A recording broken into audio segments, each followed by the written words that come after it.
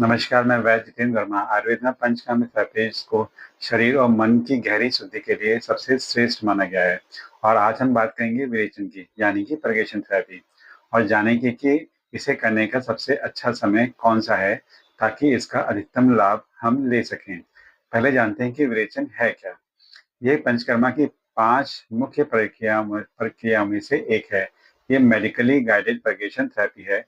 इसमें आंतों के माध्यम से शरीर के टॉक्सिन्स बाहर निकाले जाते हैं। विरेचन विशेष रूप से पित्त दोष पर काम करता है, और यह लिवर, गॉल ब्लैडर, इंटेस्टाइन और रक्त को शुद्ध करता है। और इससे होने वाले लाभों में एसिडिटी और गैस्ट्राइटिस में हमें राहत मिलती है। स्किन डिजीज जैसे एक्जिमा, सोरियासिस, रैशेस में फायदा होता है, और क्रोनिक हेडेक और लिवर डिसऑर्डर में ये उपयोगी होता है। पाचन और इम्यूनिटी हमारी बेहतर होती है विरेचन से, और ये बढ़ा हुआ लिपिड प्रोफाइल को बैलेंस करता है, और इससे शरीर को हमारा गहरा डिटॉक्स होता है। आज हम बात करते हैं कि विरेचन किस समय करने पर हमें अच्छा लाभ मिलेगा। आयुर्वेद के अनुसार हर थेरेपी को का एक सही समय होता है।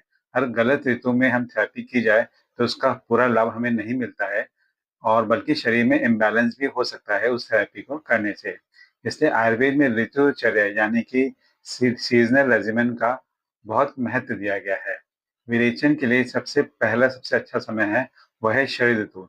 इसका समय मिड सितंबर से मिड नवंबर है, उसको बताया गया है। क्योंकि रेनी सीजन के बाद पित्त दोष नेचुरली एग्रीवेटेड हो जाता है हमारे शरीर में, और एग्रीवेटेड पित्त वो दोष के जो बॉडी में सिम्टम्स होते हैं, वो स्किन में रैशेस होना, बर्निंग सेंसेशन होना, एसिडिटी होना, या चिड़चिड़ापन होना, या हेयर फॉल होना, ये एग्रीवेटेड पित्त दोष के लक्षण हैं। और शरद ऋतु में किया गया विरेचन पित्त दोष को बैलेंस करता है, डाइजेशन को सुधारता है, स्किन को हेल्दी बनाता है, और फ्रेशनेस लाता है हमारी बॉडी में। और दूसरा सबसे अच्छा समय वसंत ऋतु माना गया है, जिसका समय है मिड मार्च से मिड मई बताया गया है। इस ऋतु में गर्मी के कारण कफ लिक्विफाई होकर मेल्ट होने लगता है, और विरेचन से दोनों एक्सेस कफ और पित्त टॉक्सिन्स हमारे शरीर से बाहर निकल जाते हैं।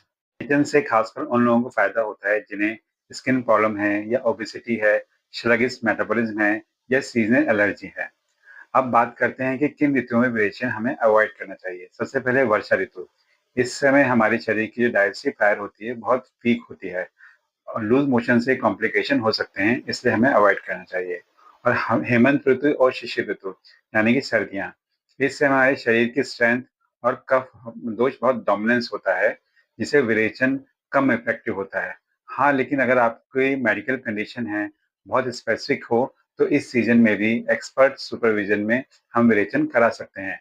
और बात करें विरेचन में सेफ्टी और प्रिकॉशन की बात करें, तो विरेचन हमेशा आयुर्वेदिक डॉक्टर की देखरेख में ही करना चाहिए।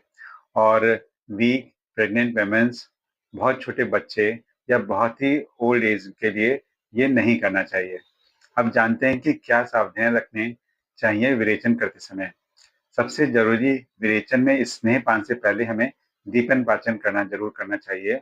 और थेरेपी के बाद हमें स्ट्रिक्ट डाइटरी रेजिमेंट, यानी कि संशोधित क्रम का हमें पालन करना चाहिए। अगर हम इन दोनों चीजों को फॉलो नहीं करते हैं, तो हमें विरेचन का उतना अच्छा लाभ नहीं मिलता है। तो याद रखिए, विरेचन का सबसे सही समय है शरद ऋतु, और उसके बाद है वसंत ऋतु। सही मौसम और एक्सपर्ट की देखरेख में किया गया विरेचन ना सिर्फ आपके शरीर को टॉक्सिन से मुक्त करता है, बल्कि मन को भी हल्का और शांत बनाता है। अगर आप भी आयुर्वेदिक डिटॉक्स करवाने की सोच रहे हैं, तो इसे सही समय और सही मार्गदर्शन में जरूर करें। अगर ये जानकारी उपयोगी लगी हो, तो वीडियो को लाइक करें और शेयर करें, और आयुर्वेद से जुड़ें, और भी ऑथेंटिक ज्ञान के लिए चैनल को सब्सक्राइब जरूर करें। धन्यवाद।